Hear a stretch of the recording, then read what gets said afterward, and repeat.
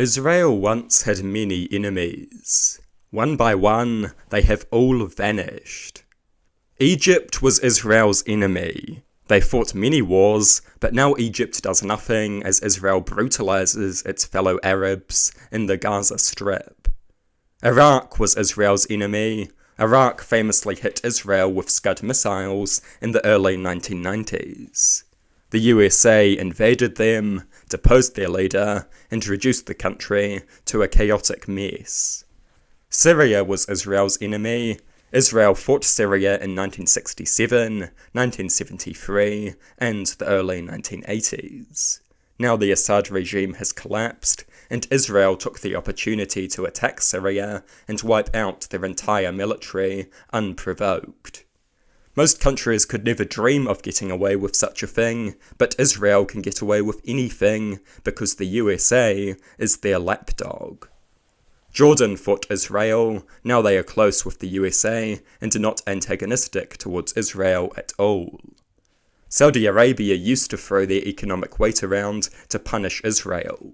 Now they are close with the USA and are not antagonistic towards Israel at all.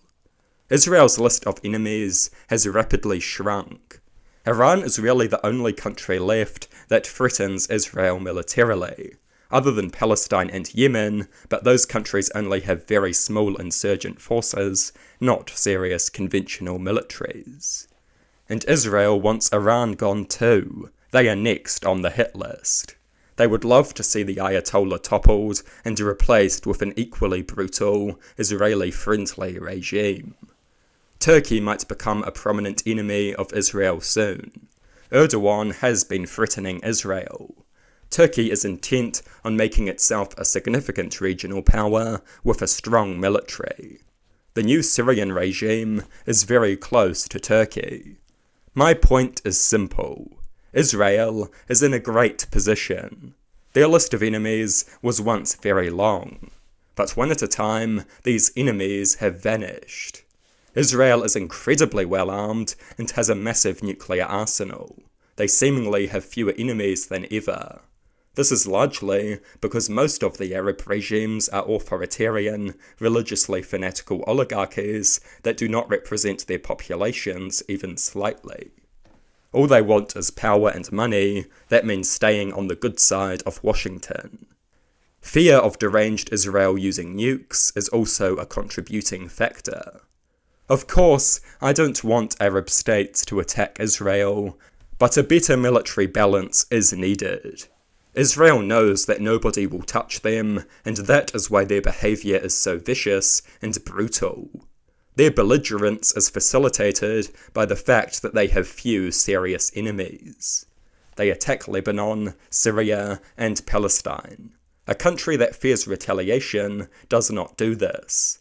But Israel is simply too powerful. There is no balance of power. There is no counterbalance to Israel. Israel cries and screams about defending themselves. You don't needlessly antagonize all your neighbors to defend yourself. You don't murder people's children and make them hate you to defend yourself. They are not defending themselves. They are trying to build an ethno-state while brutally stomping out anyone who gets in their way.